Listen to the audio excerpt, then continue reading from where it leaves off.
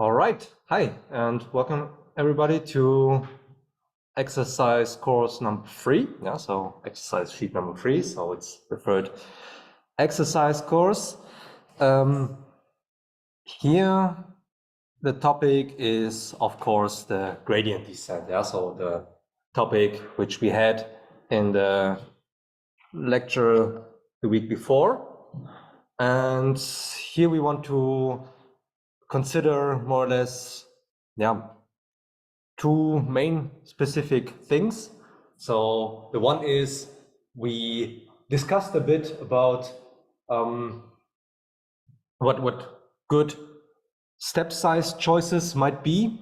And in one exercise, we will see a quite convenient practical rule to specify the gradient step size we have.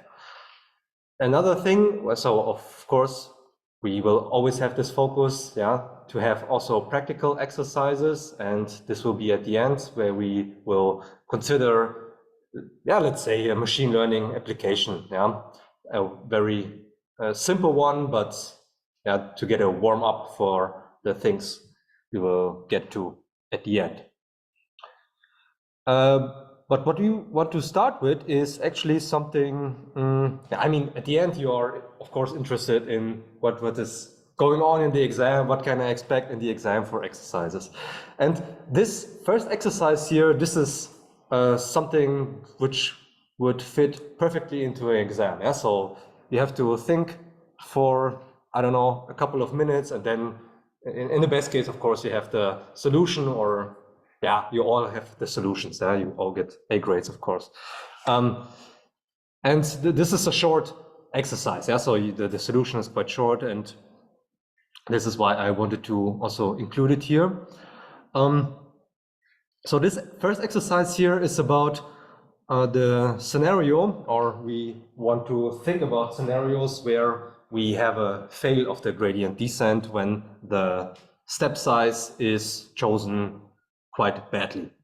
And we want to have two cases. The one where we diverge. So one where we, red is great, red, diverge, or stagnate, orange, also not good.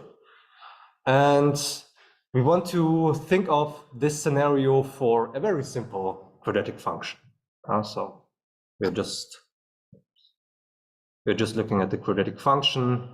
In a univariate case, we could also do this in a multivariate case, but let's keep things simple. We square the input and divide by 1/2.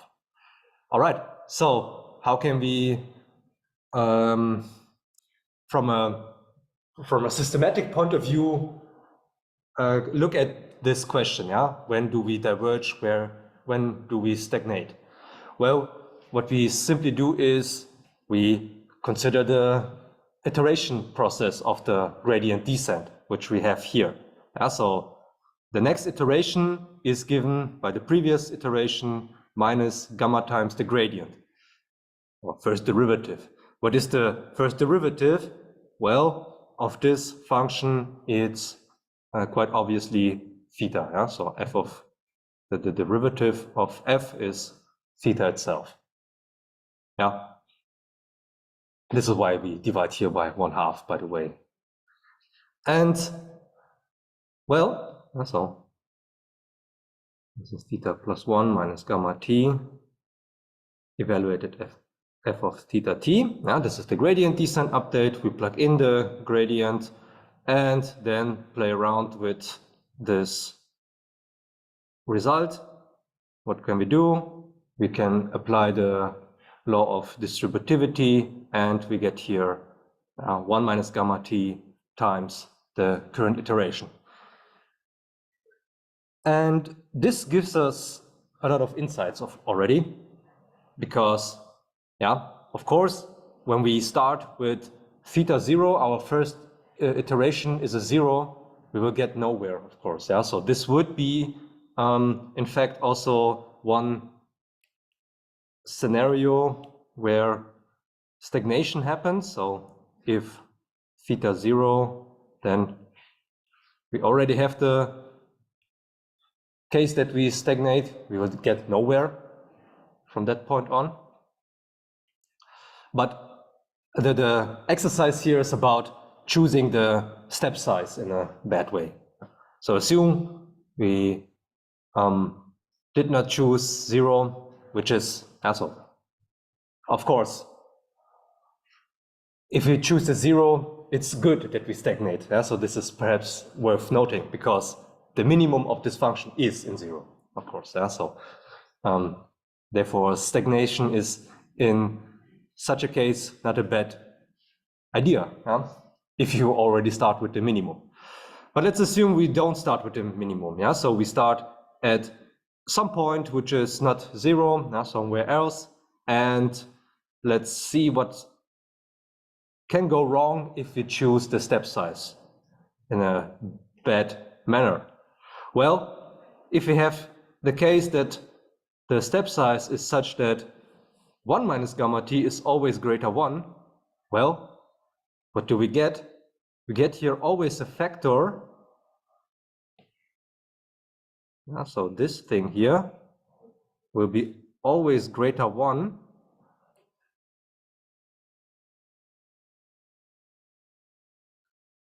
If this is always greater 1, then what is this telling us? Well, by the way, why is here a t plus 1? It should be only a t. Then it is telling us that the next iteration will be the previous iteration. Oh, by the way, so this is only true if theta 0 is positive, of course. Yeah. Otherwise, it's the other way around. Yeah. So in the case when the first iteration is negative, we make the next iteration steps only more negative because we multiply here with a factor which is strictly greater 1. Yeah. So theta 0, then we have theta 1, theta 2, and so on. It will be strictly decreasing. Just put them all in absolutes. Just could also put all of the integers in absolutes. Yeah, of course. We could also do here with the absolute values. Yeah, you're right. Of course, we could do this. Yeah, but in any case, in both cases, we see we are diverging. We are tending to infinity, plus infinity or minus infinity in the one case, depending on whether your start point is on the left or on the right from the minimum. So this would be exactly the case where we diverge. And stagnation happens, of course, when we multiply here with a 1. So when the step size is, if we solve with respect to the step size, we get that gamma, what? 0, of course. Yeah.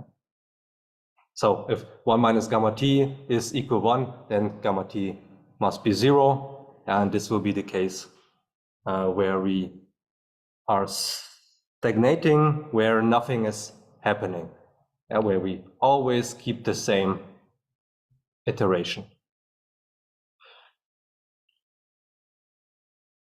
Now the question is, of course, are these, from the outset, are these sensible step size choices? Well, in the case of stagnation, that you choose a step size of 0, it's obviously not a good idea to make progress. Also, we know from our theoretical derivation of the gradient descent, we know that actually the gradient step size shouldn't be that large. So if you recall the first order Taylor approximation argument we had, there we saw that the step size should be actually quite small, or in most cases it should be small. But nevertheless, yeah, so this is simply to have a toy example, a clear picture what can go wrong if you choose the step sizes wrongly, yeah, or badly. We can, of course, also look here at more complicated functions if you want, yeah, and also derive step sizes for this case where we don't have these questionable choices, where we perhaps also get constant step sizes where this is going wrong. But this is, again, just for illustration purposes and also for warm-up and also to have some good representative for an exercise in the exam. All right. So I think this is a quite obvious warm-up. So let's have a look at a more involved exercise, namely the second one, where we have now a function which is more complicated than the one we had before. Now we have a function which is applying the absolute value on the input and then looking at the power of 3/2 of this absolute value. And now what we want to show is, of course, we can plot this function and verify that this is a convex function, simply by looking at the EP graph. We had this today in the at one spot in the lecture. So the EP graph is convex.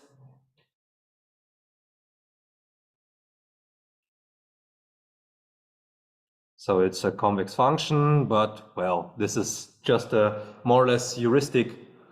And here I was a bit too crude with the, and let's be very precise, or as precise as possible. So everything above the graph, this is the EP graph. Yeah, but this is a quite heuristic argument, or not very sophisticated. We wanted to have it more formally. And what we will else show is that this function is differentiable everywhere. This is at first sight perhaps a bit strange because we have here the absolute value involved, and you remember, so the absolute value without doing some manipulation on that is not a differentiable function at 0. We had this today even in the lecture where we computed the subgradient for that. But if you apply here this power operation, you get again something which is differentiable. And well, not surprisingly, we will show that we also have a global minimum actually at the 0 point, which is also what we see from the graph, of course, immediately if you plot it. But again, we want to have a more formal argument for that. So let's start with that the function is differentiable. Okay, so we make things simple. We start with the case where the theta is positive. So we look at everything here, going into that direction. And well, what is the function f doing in this region?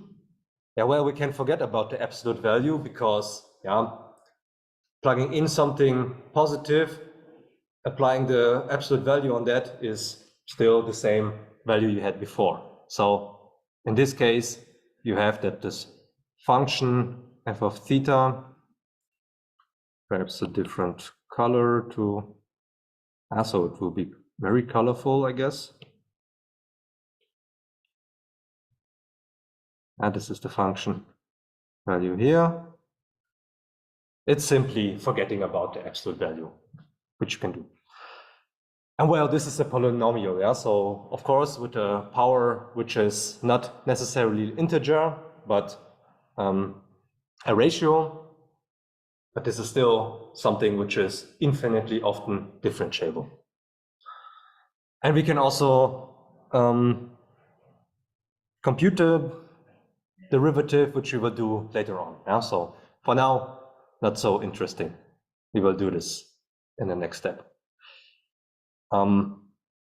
What about the other case where we have negative values? We are now here. Yeah, so 0 excluded, of course, every time. Here, our function is doing what?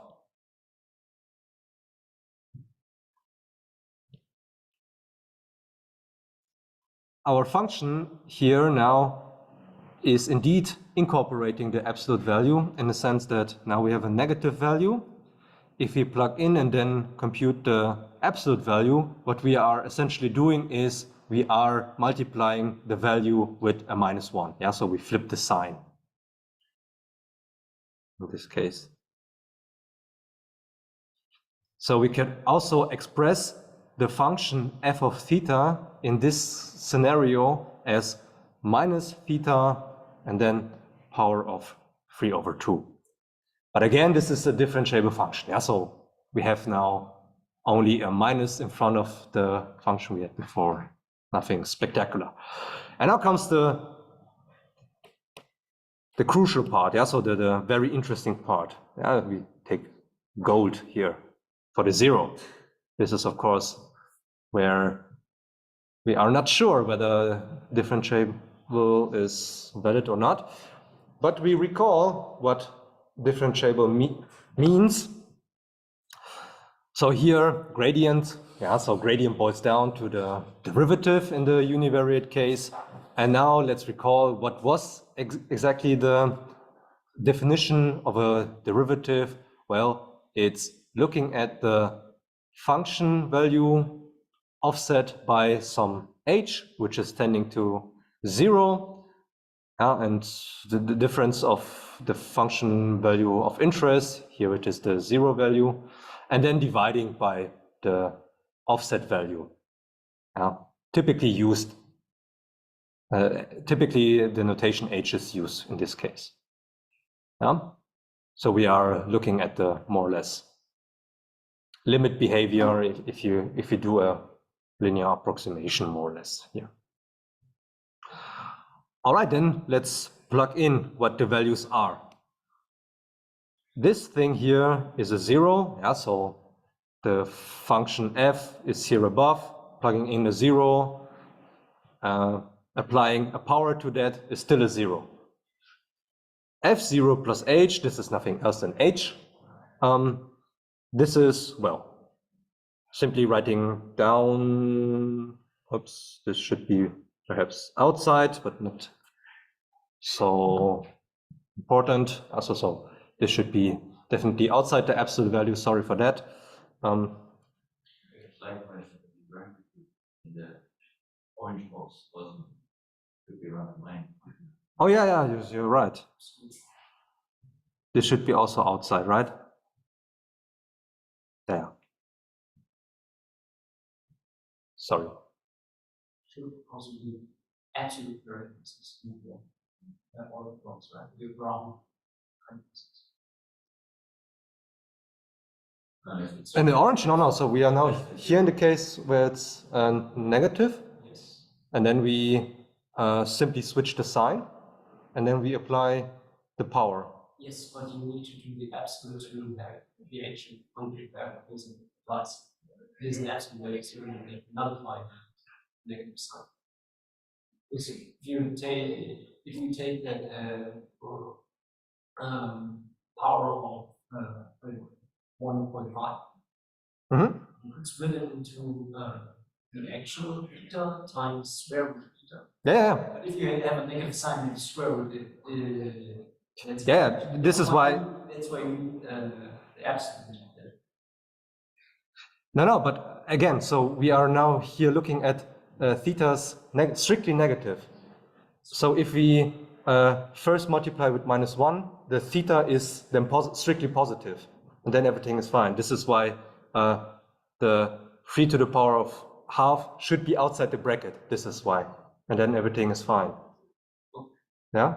Okay, so that's only the foundation and the assumption of negative thetas. Yeah, so we are looking here at the case. Yeah. If I just look at the formula, I'm like, okay, that's nothing I want to do in the normal way. Yeah, but again, so this is due to the case we are looking at. Yeah, so we will use this case distinction a couple of times. This is why I already introduced it here. Yeah, but of course, yeah, the 3 to the power of half should be outside the bracket. This is also here the case. Sorry for that. All right, so we are right here now. So, and this is exactly what you said. You can also write this here then as h times, and of course, again, the half outside square root. Yeah, this is what we do for that.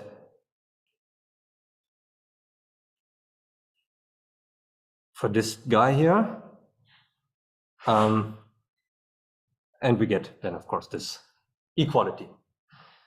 And now looking at the first term, this ratio term here, absolute value of h divided by h, this is nothing else than the sine of the h. Because if h is negative, yeah, so let's assume the limit is coming from the left, what we have here is something negative, and here we flip the sign of it, and well, this ratio will be exactly -1. Other case, if you come from the right, yeah, with our h from the positive side, then the two coincide. Yeah, so applying the absolute value does not change anything. For the h, we have here the same two things. So sine would be +1, which is corresponding to the ratio here. Other case, yeah, so also the case, so one limit case would be also where we have the sequence, which is where h is already 0. Yeah. There, 0 divided by 0 would be, we would simply define this as 0, right? That this is also then what the sine function is doing. Yeah? So the sine function assigns the 0 for plugging in the 0. Yeah, so perhaps this should be with 0 divided 0 being 0. Now this is how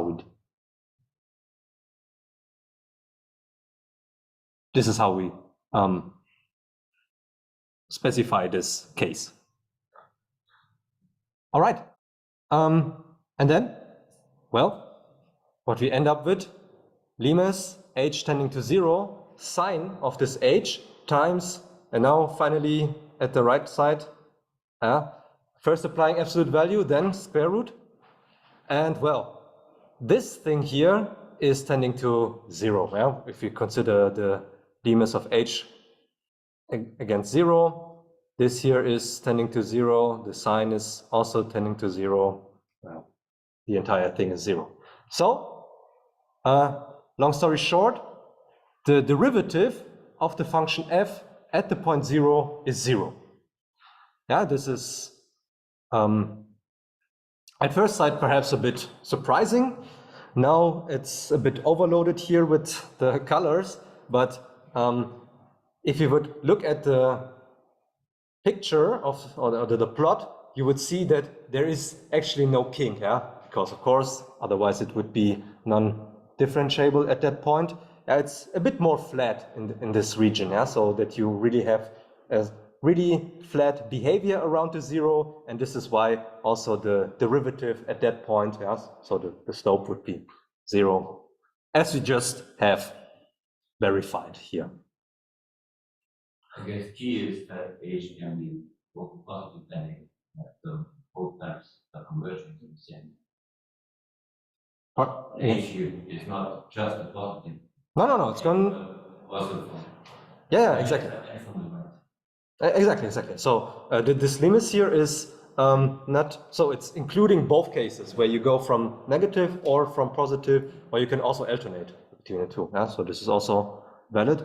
And in both cases, or in all cases rather, you have here, this thing here is Same limit. going to 0, yeah, of course, and the sign as well.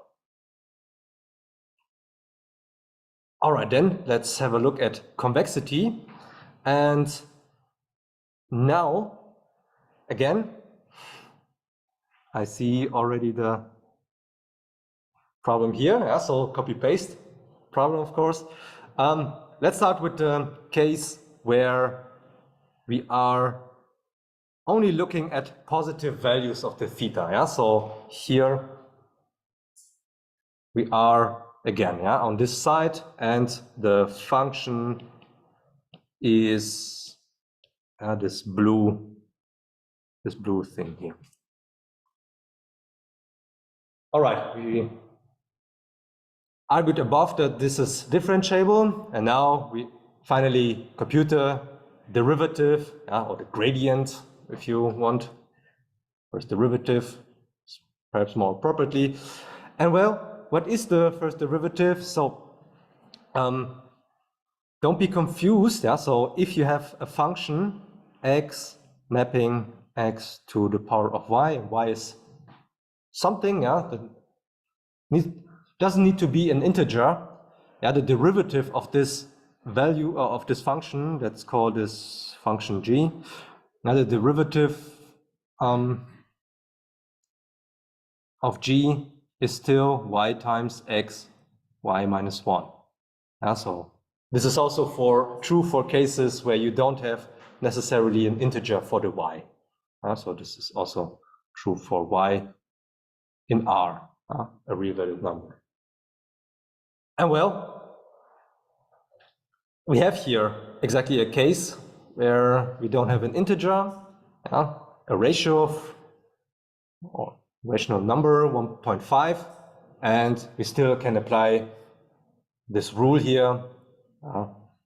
The power becomes a factor, and the new power of the polynomial is the previous power minus 1. Okay, we are interested in convexity, and what is a convenient tool to detect convexity? It's checking what the second gradient is doing, or the Hessian matrix in case of a multivariate. But here we have a univariate, so it's rather the second derivative. And again, if we want to compute the derivative of this function, once again, we can again apply this rule here. Simply, we have now a different y value, namely 1/2. So the new y value of the derivative of the first derivative would be minus 1/2, of course. And the factor here in front, 3/2, is multiplied with 1/2, giving us 3/4. Okay, but what can we say about this gradient here? Yeah, so this function theta to mapping 3/4 to 1/square root. Yeah, so this is what we have here. 2 to the power of minus 1/2 is nothing else than 1 divided by the square root of theta. We are in the case, this is now important again, we are in the case where the thetas are strictly positive. So if we plug in here a strictly positive value, yeah, 1/square root of the positive value is still a strictly positive value, and we multiply here with something which is still positive. So multiplication of this thing is strictly positive. Yeah, so the Hessian matrix, if we restrict the function to that range where we only have strictly positive values, is strictly positive. Now let's have a look at the other case. Red, what's the color here? So where we have strictly negative values. Then again, the function f is restricted on these cases. It's multiplying with minus 1, yeah, important. Minus 1, you flip the sign, you get something as strictly positive, and then you apply the free half. Yeah, so the free half is outside the bracket. This is again my mistake. The free half is outside here. Yes, and we should also put in parentheses for the gradient in this, right? Because otherwise the exponent is applied with 1 minus. Yes, exactly. This is also simple copy paste. All right, so let's get to that. So what is the first derivative? Yeah, at first sight, of course, tempting to write it as before with the minus, but here, of course, I was a bit lazy and not very. This should be rather free half and then minus theta and then applying the 1/2. Yeah, but because again, we are in the case where this thing here is negative, multiplying with the -1 makes it positive, strictly positive, so we can, without worrying, compute the square root of that thing. The same thing, yeah, if we differentiate this again, we would get here 3/4 with minus theta and then minus 1/2. Because again, this is strictly negative, multiplying with -1 makes it positive, so we can do without worrying the calculation with power of -1/2. Yeah, or to see why this is, that doesn't harm to recall it again. This would be the same as minus theta square root, so to speak. Yeah. And why is this strictly positive? Again, this is strictly negative. We multiply it with -1, so we make it strictly positive again. We take the square root, still something strictly positive. Yeah, even if we put it in a denominator, it's still staying strictly positive. Multiply it with 3/4, still positive. So the second derivative is strictly positive. Yeah. I'm wondering, shouldn't we apply the chain to get minus outside for like first derivative, and then again in the second one to still arrive at the same action, but for the gradient we should have negative. No. Yeah. So you're right. Here, right? No, not here. Yeah. And then, of course, in action, we do it again. Exactly. Yeah. This is correct. Because very good. Yes. So here it should be also minus 3/2 before. Because the gradient or the first derivative will be strictly negative. Yeah, this is very good.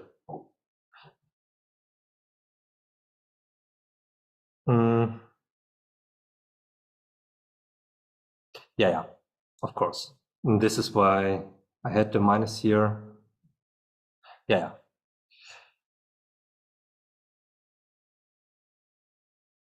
And then when we apply again the derivative calculation, we get the minus in front of that, which is canceling. So -1, we get it here, and 3/4, everything is fine. Yeah, exactly. So we get here still a strictly positive Hessian matrix, a strictly positive second derivative, but a strictly negative gradient or first derivative. Yeah, this is important. And well, for the golden case, where the theta is equal 0, the first derivative, we saw that above, it's 0. Computing another gradient or again, applying derivative calculation will still yield a 0. So the Hessian matrix, or the second derivative, in the case theta equals 0 is 0, non-negative. We put everything together, what we have here. In every case, in all of the cases, the second derivative is non-negative. In the cases where we are outside the critical point of theta equal being 0, there they are even strictly positive. But in summary, we can conclude they are all non-negative. And with the characterization of convexity, the second order characterization of convexity, we can say, okay, our function of interest, the f here, this is a convex function. Okay, watch. Good, so why do we have a unique global minimum? And at the latest, we would have spotted here the issue with the gradient, that there's a minus missing. Because right now, what we have seen is the Hessian, the first derivative in the case where the values are all strictly positive, there the first derivative is strictly positive. So here, this thing here, in this case, this is strictly positive. So meaning that the function is in that region strictly increasing, right? So the function is doing, and this is exactly the case here. So you can see it. So for the positive, strictly positive value, the first derivative is strictly positive, meaning the function itself is strictly increasing. And as I said, at the latest, at this point, we would have checked, well, the first derivative, here it is, now it's in its correct form. This is strictly negative. This is strictly negative. So the function is on that part strictly decreasing, which we of course can also see from our plot, right? We see at the plot, the function is strictly decreasing there, everything is fine. And well, at the golden spot, we have a critical point, the gradient vanishes there. Before it's strictly decreasing, after that it's strictly increasing. At that point must be a global minimum. Okay. Then what we want to look at now is, again, something where we see that perhaps something can go wrong with the gradient descent. Namely, we want to find now an initialization, a starting point where we have an undesired behavior, so that we, after one iteration, we increase even the function value we obtain for the next iteration. And well, this is essentially only plugging in and then looking at the right range of theta 0 values, starting points. So what is the first gradient descent step? So we are updating the initial starting point into the direction of the gradient at that point times the gamma, or step size. We assume here a fixed step size. So for every iteration it's the same, but well, we only look at one iteration, doesn't matter. So what we want to show now, or what we need to find in order to make this happen, what we want to show this year, is for the f theta 1, which is given here, theta 1 is given by this thing here, that this here is greater than f theta 0. And well, our function still, f theta, is applying absolute value and then taking the power 3 to the half. This is what we want to show. And now, let's assume, making life easier, we can also look at the other case, but again, there we have to be careful with the signs. So you see, even I can get confused sometimes with signs. So this is always a big enemy in such considerations, that you take care of the sign. So let's keep things simple and assume that our starting point is positive, or strictly positive, because then we simply forget about the absolute value, and from the previous consideration, we know what the first derivative is. So here, essentially computing the derivative as we want, as usual, let's say. F theta is 3/2 theta if theta is strictly greater than 0. And 1/2, of course. So this is our knowledge we have. So we know this is the gradient. We plug in the gradient here and obtain, well, what we want to show is still this inequality, that f theta 1, which is expressed by the first iteration of the gradient descent given by that, which we can also write, and this is a first simplification, we can use here law of distributivity. Here we have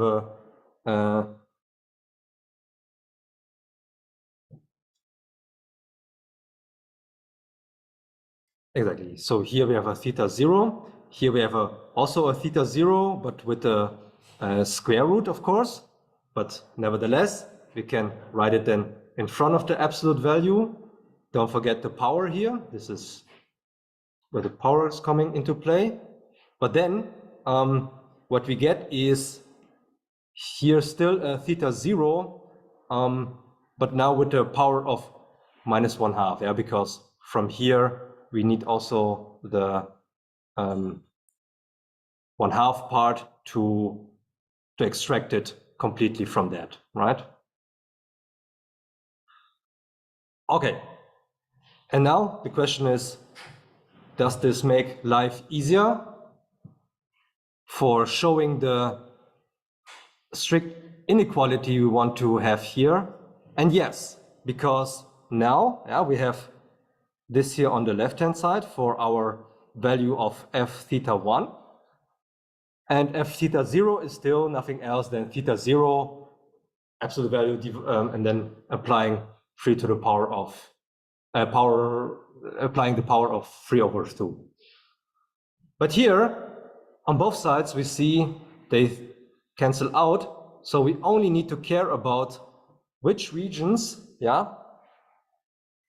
which regions of theta 0 are such that this value is greater 1, greater 1. Because if we have this, so many typos today, sorry, I was not really, because this will make sure that this inequality is true. So when we divide on both sides with theta 0, absolute value to the power of 3/2, the remaining part is what is here in the absolute value, greater 1. And then with a couple of manipulations or doing some algebra, you will see, well, the theta 0, unless I haven't done here a mistake again, should be such that it's greater 0, because this is what we assumed without loss of generality. So the theta 0 should be positive, strictly positive. But in order to make this here true, it needs to be smaller than that. How can we verify this? So we have here 9/16 to the power greater theta 0. We can bring this here again on the left-hand side. Gamma squared, then it's dividing here. Everything is fine. Theta 0 is strictly greater than 0. We can divide. Greater 1. And then I guess I have indeed here solved it with respect where this is 0. Because what we actually need to do is also to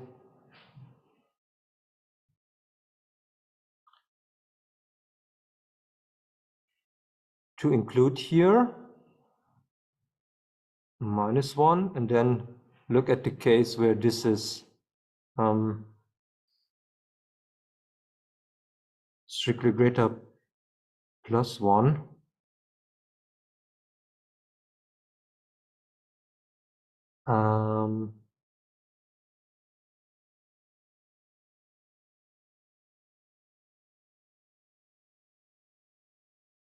So first of all, we could, of course, we could here look at the square root. So when we look at the square root, then it's almost looking promising looking.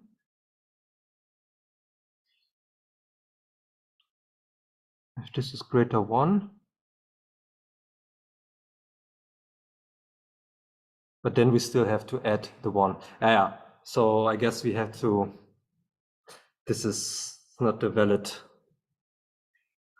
region. Okay, so, sorry, I don't know what today's was not the right, it was not the best idea to take the entire solution. Okay, so, but no problem, we will handle this, right? So what we want to find is that this here is in absolute values greater 1. What we could do is also look at the case where we square everything to make life easier. And there's still a 1 there. And well, we want to solve this with respect to the theta. So binomial formula, we get here 9, 4, gamma squared theta minus, I guess there will be some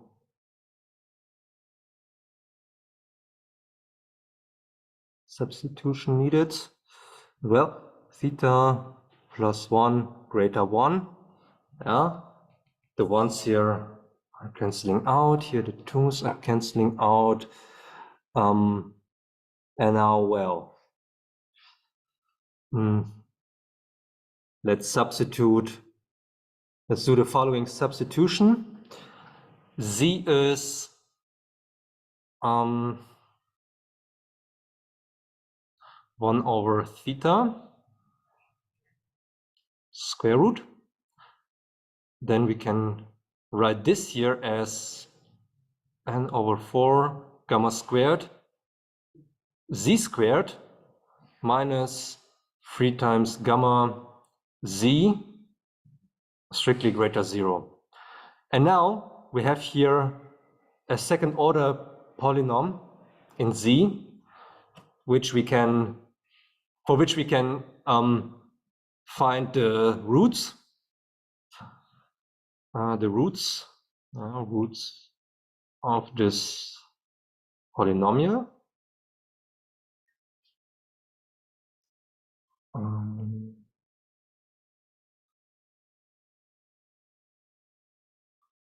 And the roots are, oh, my math teacher will be proud of me. So what was it? It was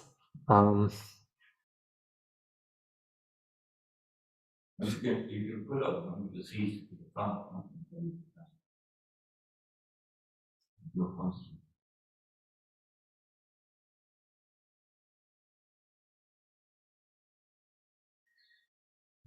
yeah, we can make life simpler. Right, you're right. We don't have to do this so complicated. We can have it simply Z times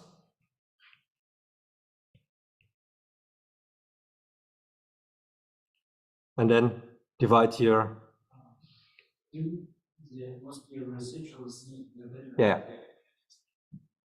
And then forget about that. Gamma square Z minus 3 times gamma. You can also forget about the bracket, in fact. Greater 0. And then where we only have to solve with respect to the Z.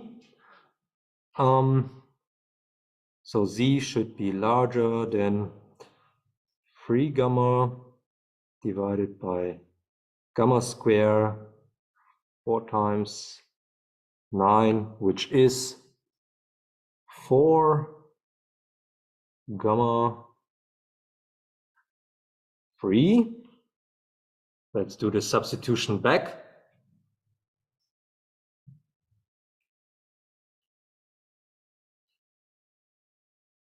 And I have the feeling that I end up with exactly the region I had before, to be honest. Because now, yeah, this is equivalent to 3 gamma 4 greater than square root. We do the squaring, and this is exactly what I had in the first place, right? Yep. Okay. Now we have a certainty that this was exactly. Yeah, I was confused with the typo here, and then I thought this one must be wrong, but now, well, everything was fine, just the typo here. Okay, but now we are quite sure this is the right region. Yeah? So if the theta 0 is coming from that region, that's strictly greater 0, strictly smaller than 9 divided by 16 gamma squared, then we have exactly a case where the initialization is taking us away from a good region.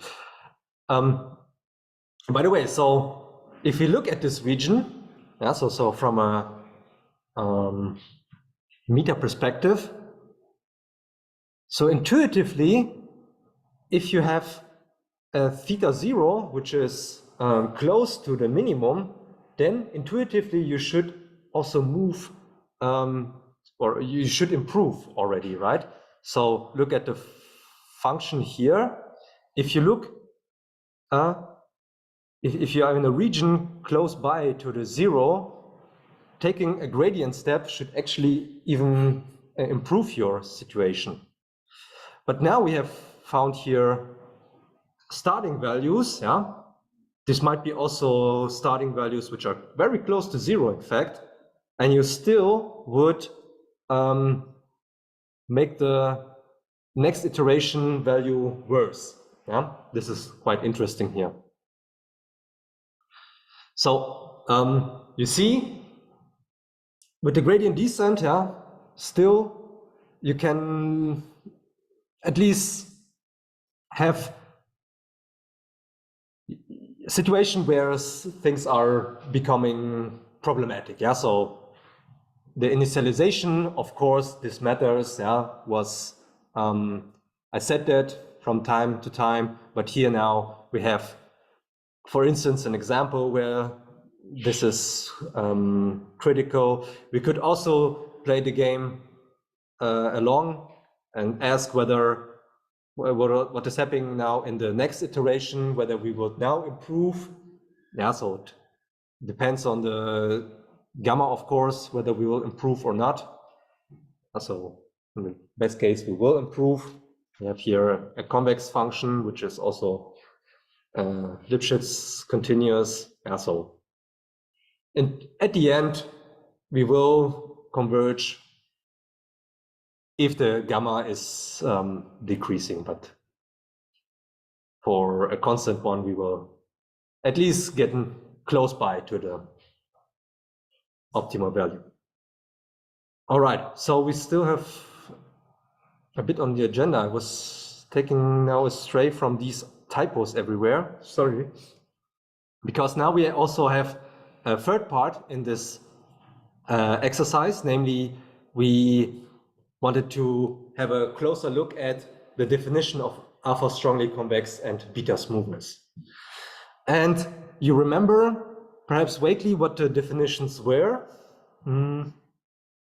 If not, that's not so important, because I will remind you. So in both cases, yeah, you are looking essentially at a function. Yeah, I call this function here g, which has two input values, theta and theta prime, and a parameter rho. Yeah, and the case of alpha strongly convexity is saying that this function g you see here is for the parameter rho being alpha is always under or below the function f. Yeah? Then the function f is alpha strongly convex. Yeah, so let's assume this is f, and we have a look at g. Then alpha strongly convexity would mean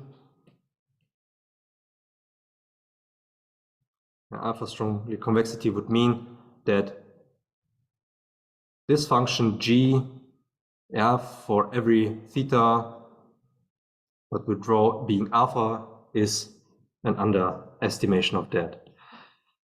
Beta smoothness, on the other hand, yeah, this would mean that this quadratic function with rho being beta is always below. Yeah, so again, this bowl example. Yeah, so you have a bowl-shaped convex function.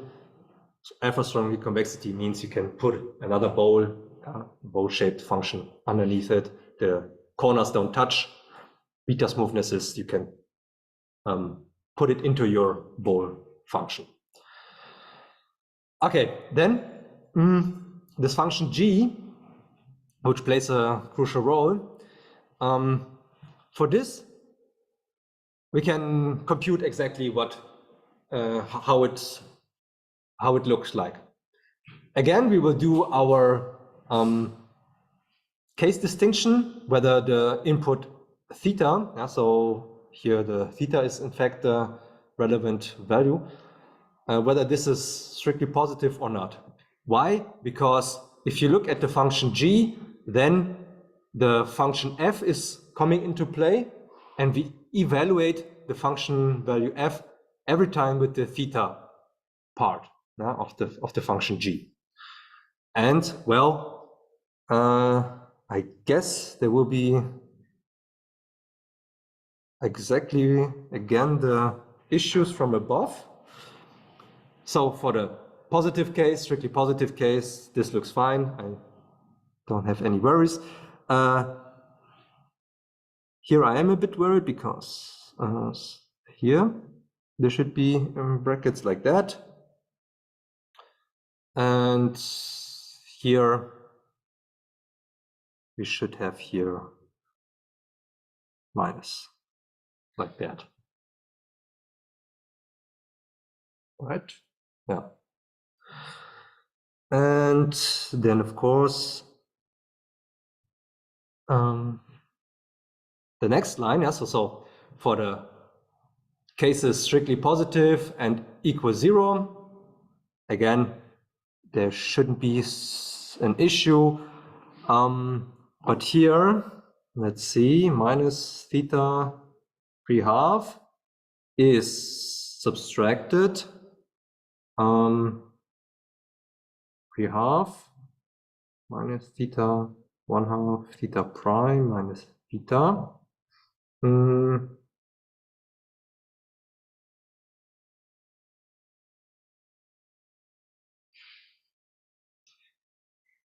This is not fine.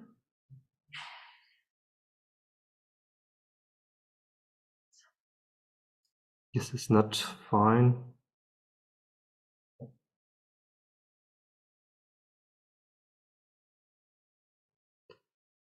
Yeah. But actually, this is even not really necessary, to be honest. So we can also forget about that. I will do the update here. Everything what is, in fact, interesting, yeah, to solve our question is the case where we are in the 0. Because yeah, looking at this case is already telling us when alpha strongly convexity is violated and beta smoothness is violated. So recall, or let's suppose, if the function f would be strongly convex, then yeah, the condition is telling us evaluating f at any theta prime must be larger. Yeah, so alpha strongly convexity, you can put the bowl-shaped function g below the function f. Yeah, for this value alpha for rho. And beta smoothness is the other way around. Yeah, so for every theta prime, you have that the function value of f evaluated at theta prime is below g of theta and theta prime, with rho being beta. And now, this is why I said, perhaps this was overdue. We can simply look at the case where theta is equal 0, yeah, because in the case theta is equal 0, yeah, we are quite convinced that the function g is looking like this. Yeah, so because plugging in the theta equals 0, f of theta is 0, the gradient of f at the value 0 is still a 0, as we saw before. And we end up only with rho half times theta prime to the squared. Okay, now so this will be our function g in that case. And what we also look at is that the theta prime is strictly positive. Again, in this case, we know that f of theta prime, when it's strictly positive, it is nothing else than theta prime and then the power of 3/2. And 1, yeah, if strongly convexity would hold, this condition in 1 here, this is equivalent to this one. Yeah. Again, because f theta prime, this is here, on the left-hand side in 1, and g of theta and theta prime, if theta is 0, is simply rho half theta prime squared. This is what you see here. And for rho, yeah, we plug in the alpha in inequality 1. But I mean, well, looking only at this inequality, on the left-hand side, we have something with the power 3/2. On the right-hand side, we have something with the power square root. Well, somewhere they will, this inequality will not be fulfilled, right? So the square root, the power of 2 is, of course, increasing more, this is increasing for larger values of theta prime quicker than the power of 3 over 2.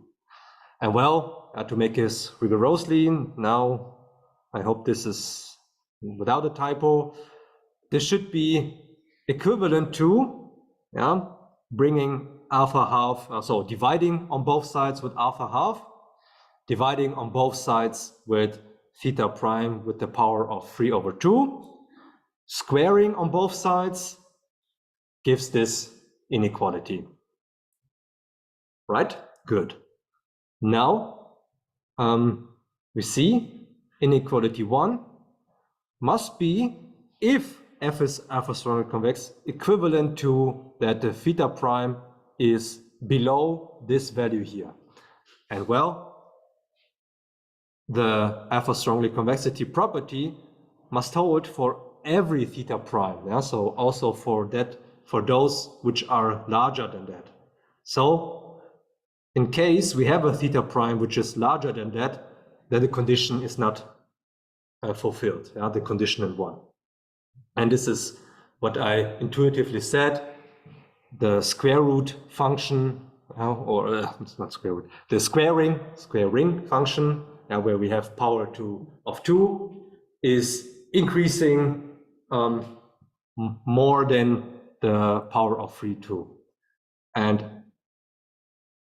at that point, so when we have values where we are larger than a specific value depending on the alpha, so the coefficient might slow it down, but eventually the squaring will dominate the entire thing. And well, with a very similar argument, we can see that the condition 2 for beta smoothness is also not fulfilled. Doing the same or almost the same manipulation, equivalence manipulation, where we have then, well, instead of the alpha, we have the beta, and also a reversed inequality, of course. And well, for these cases, beta smoothness will not be fulfilled. So for small values of theta prime, you have that the quadratic term will be making it too small, more or less. All right. Again, so sorry, guys. So today it's somewhat, as I said, perhaps it was not a good idea to take it and have all these typos everywhere. Perhaps I should have used my beautiful handwriting this time. Okay, but nevertheless, I hope that this exercise 3 is without time. So I mean, well, the values here you see everywhere, they should be correct because I have computed them automatically, of course. So I've written a program and I tried to incorporate everywhere values.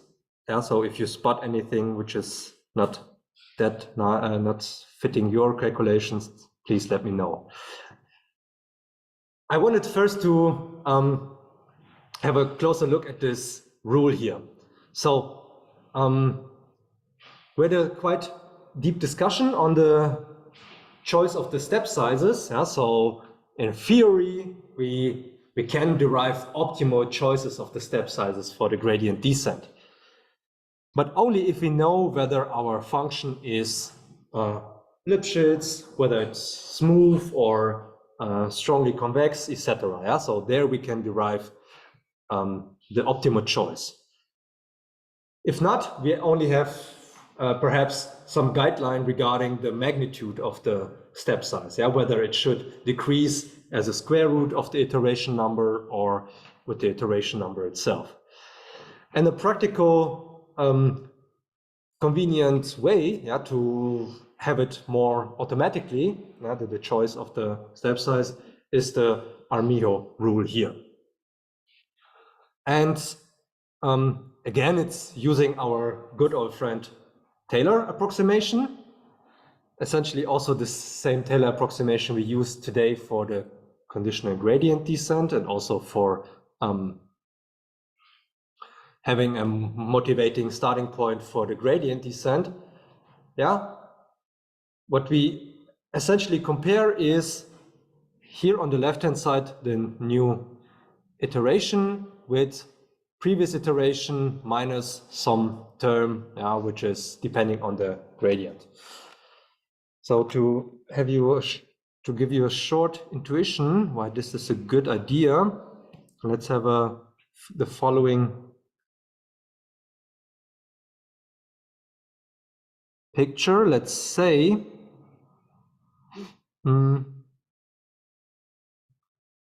here is our theta t.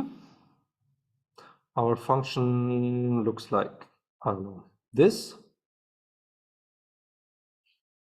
So something like this. And theta t minus gamma tilde f of theta t. Yeah, so this would be something like the iteration step we do with the gradient descent. If our function has the value here, but the gradient step would, yeah, bring us to the next jump. An intuitive question or an intuitive idea would be simply, well, perhaps our step size was a bit too large. Yeah? Perhaps if we slow it down a bit, if we would, instead of the gamma tilde, look here, somewhere theta tilde minus gamma tilde with a factor which is decreasing at this gamma tilde step. And this is essentially what the beta would do. Well, then we would end up in a really good region, right? So here we would go directly from a quite high value to a very low value, which is in fact also very close to that. And this is the idea of the Armijo rule. So we start with some gamma tilde, which might lead us to such a point here. So this might be such a point where we don't have a really good improvement, yeah, if we compare it with the function value we had before, yeah, and then minus some specific value. Well, this would be here. And then we, yeah, essentially subtract a bit from that. If we are larger than the previous function value minus a specific value, chosen here, then, well, we simply decrease the gamma value in a multiplicative way. We multiply it with the factor beta, which is between 0 and 1. And if we multiply it with something between 0 and 1, we make it only smaller. Yeah, the step size is getting smaller. And we continue until we reach some, so we make the step size so low that this will be at least somewhen fulfilled. And if your function is continuous differentiable, you can prove this, not necessary here, but if it is continuous differentiable, you will always terminate. So this termination condition will be fulfilled at some point. And now, what we want to do is we want to apply this rule, where so a couple of times we have to evaluate the function, but still it is charming that it's somehow doing the the gradient step size choice automatically, and also taking the nature of the function itself into account.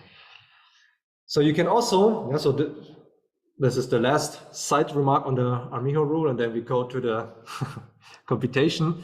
You can also show that in all these cases, which we analyzed in the lecture, when you have convexity and Lipschitz continuity, that the Armijo rule is still converging, and also with the same rate.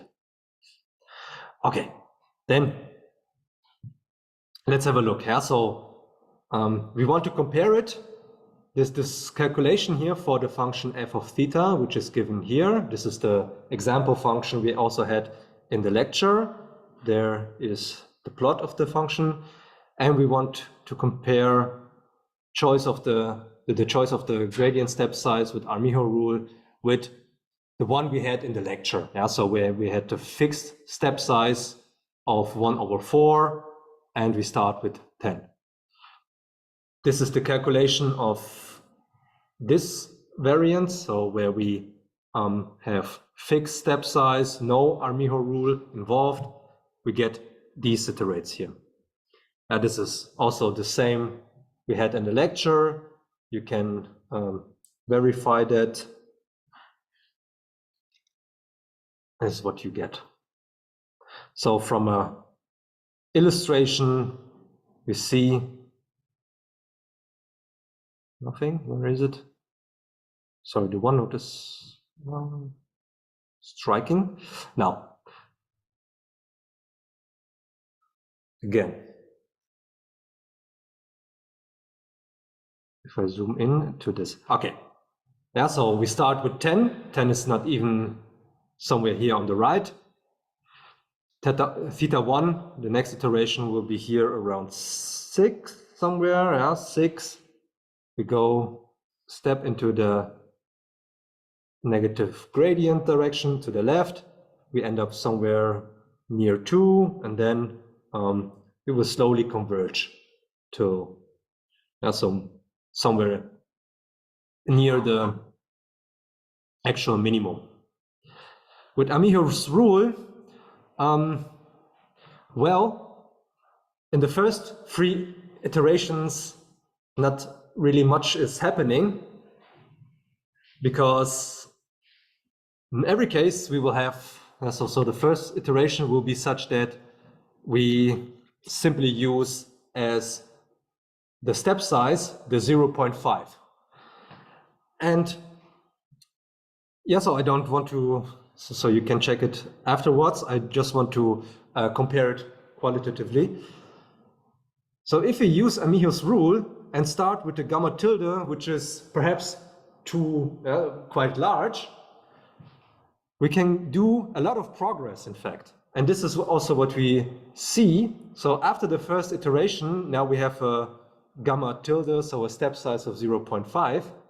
And in the Armijo's rule condition, we see, oh, well, if we go that far away from our current point, we have that this decrease is in fact significant, that we really gain something regarding the minimization. So we should go into that direction, and we will end up after the first iteration already in the 2. In comparison, so when we use these step size of 0.25, we ended up here somewhere at the 6. So if you only make this extrapolation, so here would be the 10. I mean, here we used a step size of 0.2.5, and we made only this much of a progress. The Armijo's rule instead, it's looking at, so it would look more or less very straight line. It would look exactly into that direction from there, and see, oh, if we go there, cool, we will decrease heavily, so let's go there. Now this is what will happen at this point, which is, of course, a good idea. And then, due to the nature of the function, the convergence will be a bit slowed down. So because now we are at a case where you see you have this non-convex curvature. So we will only make small progress in the θ2 with the Amicho rule, but you would still go with the full step 0.5. In the third iteration, again, you would iterate again with the 0.5, so the Amicho rule will not, or you will apply the Amicho rule, but not really iterate. And only in the fourth one, there something is going on, because now you are very close. So θ3, you see it here, you're very close to the optimum, and there it's now really important to fine-tune the step size, of course, right? So here you should do a small step size choice, because if you do again a too large step size, a too large step, you might end up somewhere here at a higher value. And this is exactly what here in Amicho rule is so nice. 0.5 would lead you to a value where, or a solution where you are not improving, more or less. So what the Amicho rule would say, multiply with your current step size with the factor beta. Beta is 0.5 as well, so we will have here an update of 0.25. We will do the calculation of Amicho's rule now with the new step size. Still, although the values are quite close to each other, we will still see, well, we wouldn't do here much of a progress. So it's again a better idea to halve the step size, because beta is 1/2, and look at the step size 1/8, 0.125. And then finally, we would indeed have here an improvement of our function value. So the function value, if we go with this step size, would be slightly smaller than the function value we had before, minus the gradient norm squared. And we would terminate the Amicho rule, apply the gradient descent iteration with the step size suggested by the Amicho rule, and we will end up something which is nearly very near to the optimum. So for reasons for to calculate again another iteration where Amicho rule is really applied, that you don't have a break after the first iteration, I also included here the fifth one, although in the exercise only the first fourth were asked for.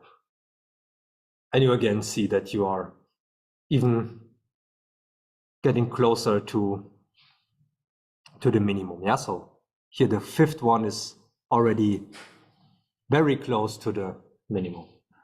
So again, if we compare this with what is going on with the first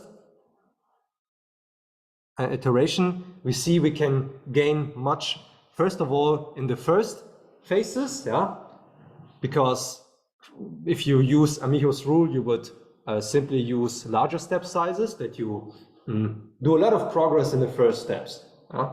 So you see here the big jump we do in the first iteration. And then in the regions where we are perhaps already very close, Amicho's rule would give us the chance to fine-tune the step size, to make it small enough that we don't overshoot. If we have,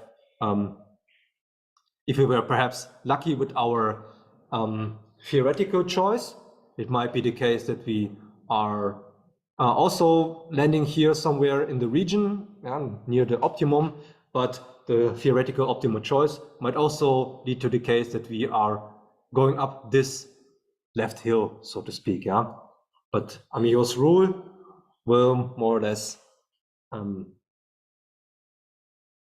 not always, but in the general case, so in the usual case, let's put it like that, it will adapt to the nature of the function. Okay, so